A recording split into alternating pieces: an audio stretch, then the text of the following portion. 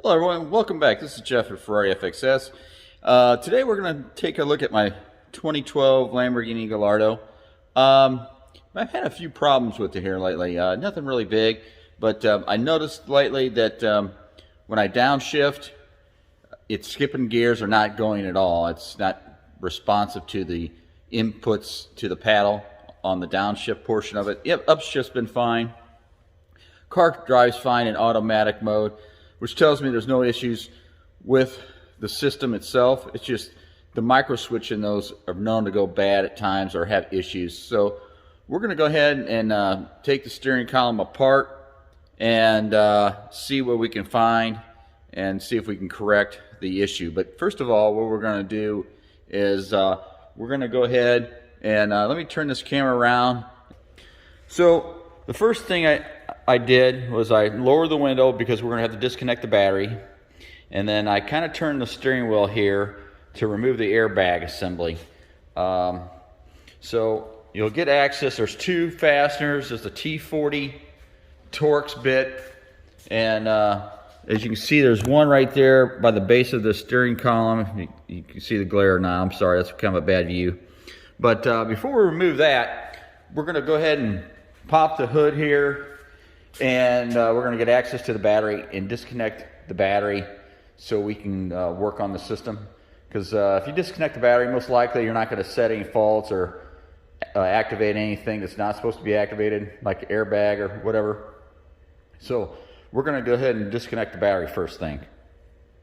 Alright, so I've got the battery disconnected right now, and then we'll go ahead and proceed on to removing the steering wheel. So like I said before, you want to roll down your window in case you want to open and close your door. Passenger side's not necessary, just the driver's. So now I'm going to take this Torx bit here, and like I said, it was a T30. Now if I said a T30 or T40, it's a T30, I'm sorry if I didn't say that. And then we'll stick it behind here, the steering column, and there's one on the other side. So we're going to go ahead and do that, take this off, and then proceed on. Alright, so I've loosened those two screws, like I said, the one on the top here and one on the bottom. Like I said, the steering wheel's been turned. Here's the bottom right here, because you can't really get to it because the screws would end up behind your controls here. So you have to like move this steering wheel. So the two screws are loose. They're kind of retained in the back of the steering column or steering wheel, and then they'll just kind of, you can feel it's kind of loose. Just be careful, just pull it out, and you'll expose the wires here. Okay, so you don't pull two, they're not very long, and then we'll disconnect that wire there, and then remove it. But I'm gonna have to put the camera down to do that, so let me go ahead and do that right now. Alright, so I have the airbag removed, and there's a little slot that it fits in, and then as you see here, here's the connector, and as it sits in here like this, there'll be like this little tang here. You just push that in, okay, just push that in, and then this pull, and it releases. So it's fairly easy, no big issues. But just put that somewhere saved so it doesn't get broken or disturbed or whatever. And we'll next proceed on in removing this nut here. I'll have to tell you what kind of tool it is here in a second. But as you see here, it kind of lines up with everything, these marks. So just kind of keep those in mind. Another thing is, once you get the steering wheel off, this is a clocking spring. So you don't want to be sitting there spinning it around, because you'll get it in the wrong position and damage the internal ribbon in it. So keep in mind, you want to even tape it in place when you have the steering wheel off. But we're going to go ahead and take this off here, and I'll tell you what kind of tool it needs to get that off. Alright, so I've loosened this nut here, and I used a Torx bit. This is not a Torx bit, it's some sort of other bit. I'll have to figure out what it actually is. But a T55 did fit in here. It may or may not work for you, but it worked for me. So you probably need to get the correct tool. I'll try to figure out and put it at the end of the video on what tool this actually is. It's not that tight, and I don't think you're supposed to tighten it very tight either. So it's loose. just kind of unthread it here, and then the steering wheel should just pull right off. And then, like I said, try not to remove this clocking spring too much, and maybe even tape it in place. So we're going to go ahead and I'm going to pull this off. Like I said, I only have 2 hands, so I'm going to pull this off right now and proceed on. All right, so I've like I said, removed the steering wheel. I put a little tape across this clocking spring so it's kind of like in place. You don't want to tape it to this plastic because we're going to be removing this, so just make sure that's not attached there. And then I kind of taken some tape here and taped it around these different areas just to protect the plastic, because we are going to take this and kind of bend it up, and then just so it doesn't get scratched up. So if you're concerned about scratches and stuff, and I would probably put a little tape on there. It doesn't matter, a little masking tape or something, you know, just to protect it. So this is, like I said, a T25. We'll take these screws out here, and then these covers should start to come off. So we're going to go ahead and do that. All right, so I've kind of slid these off, kind of like leave a little bit of a pressure on the bottom here and kind of pull outward and up, outward and up, and they should release. They kind of got little tabs in here on both sides, so you should get those to release. Once you get those released, you can kind of slide them back a little bit, and then once that's released, you can kind of like get your finger behind here and lift up on this piece here, and it kind of releases the top on both sides. Okay, and then what I did was also I used this little interior tool to kind of help release these areas that were kind of stubborn. So you may want to get something like that, but don't force it too much because you don't want to break this stuff, because stuff is kind of fragile. So what I have to do now is kind of massage this up here. As you can see, it's kind of loose, so I just kind of make sure I don't break anything. And then you can start to see there's your switches are right here for your paddles. So I'm going to go ahead and try to take this out and kind of fold it up here and leave it in place. So I'm going to go ahead and do that right now. All right, so I've got this cover just kind of sitting here now. I just kind of pulled it out and leaned it up against the instrument cluster. And what you're going to do is there's a bunch of screws in here. There's some smaller ones here we're going to end up taking out to get access to the switches. And then there's a couple bigger ones back here that we're going to take out. And then there's some more, like 3 over here. So we're going to take all those screws out. They're different sizes. I'll tell you here in a second what they are. Be careful. These, when you remove these switches, they're spring-loaded. There's a spring-loaded cartridge in here.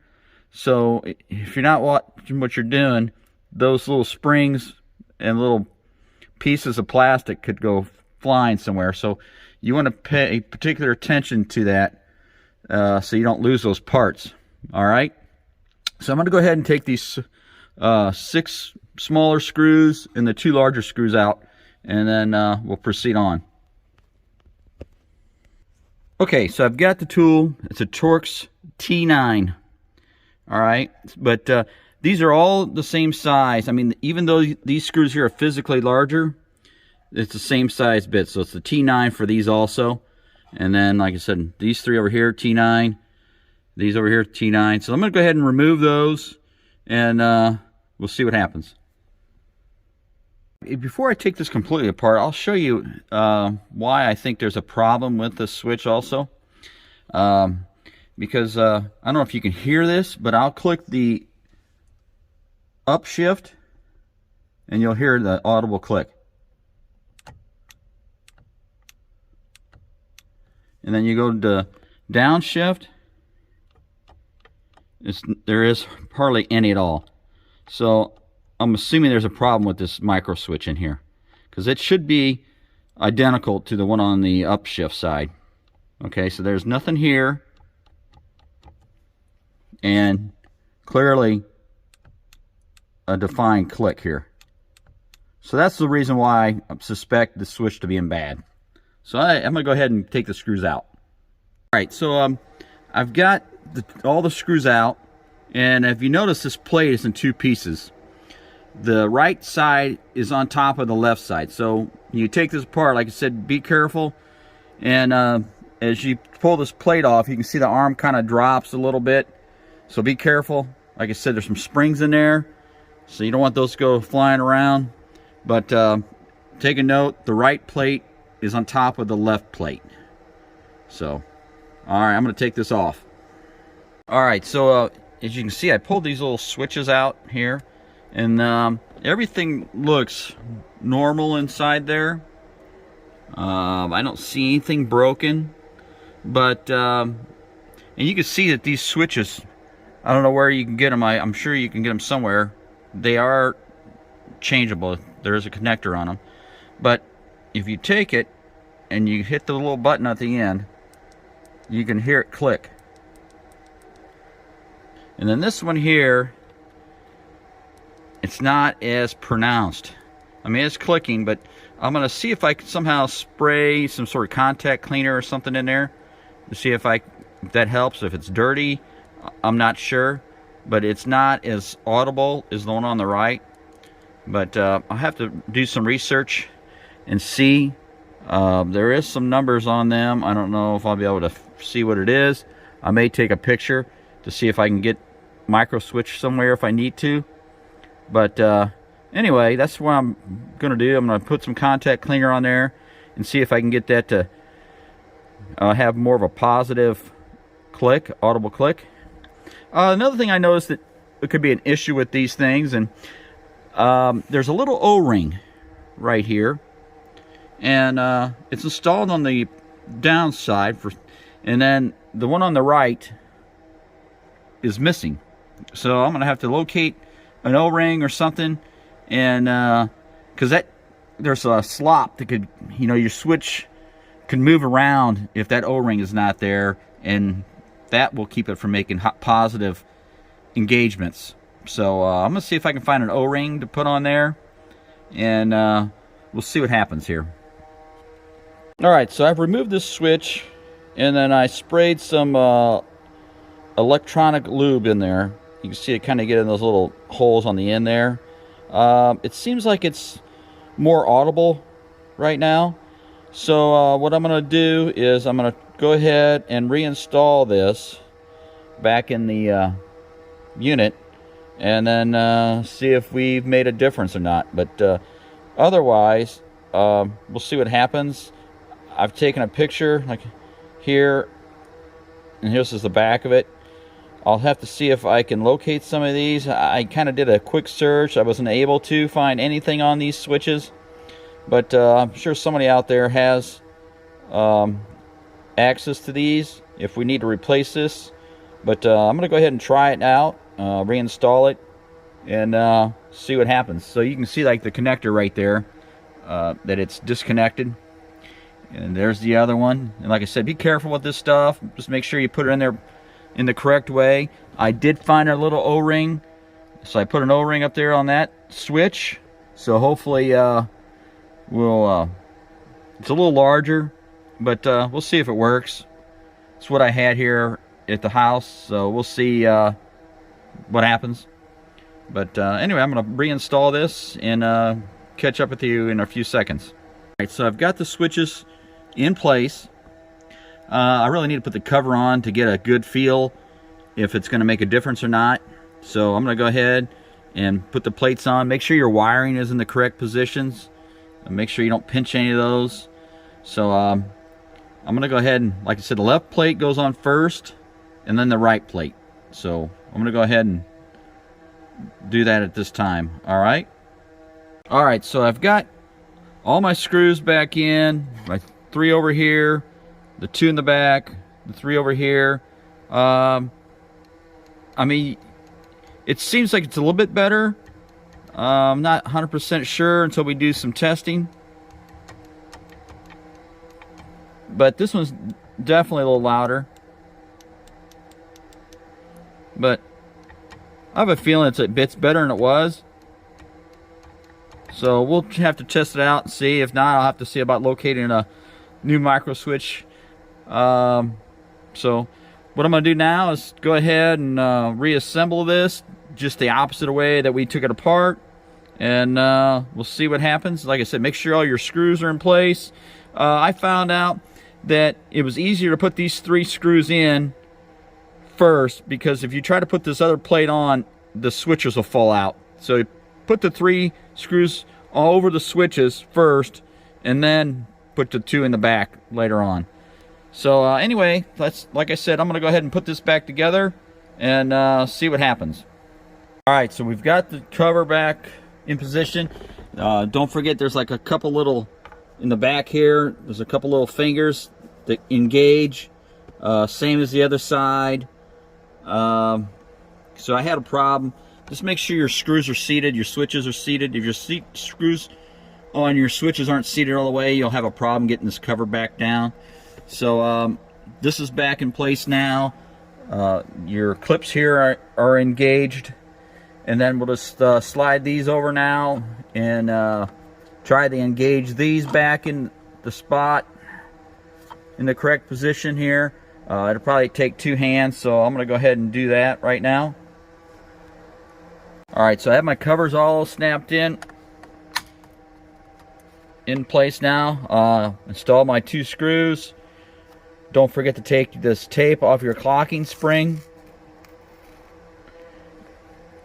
And then you could probably remove this other tape at this time.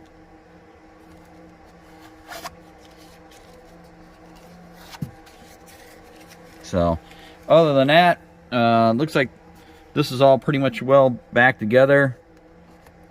And we're going to go ahead and install the steering wheel at this time.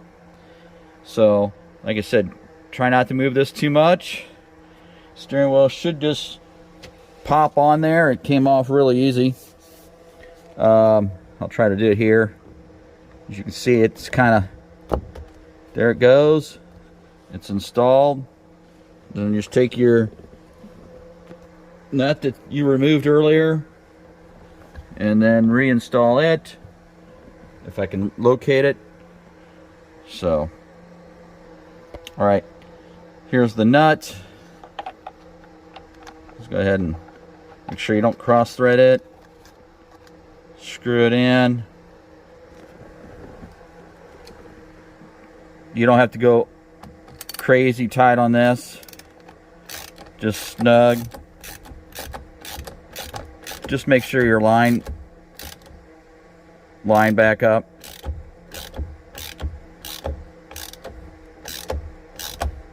And just make sure it's not loose.